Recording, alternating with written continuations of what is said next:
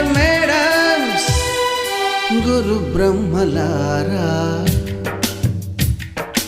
ఎక్కడో పుట్టి ఎక్కడో పెరిగి ఇక్కడే కలిశాము చదువులమ్మ చెట్టు నీడలో. వీడలేమంటూ వీడుకోలంటూ వెళ్ళిపోతున్నాము చిలిపి తనపు చివరి మలుపులో.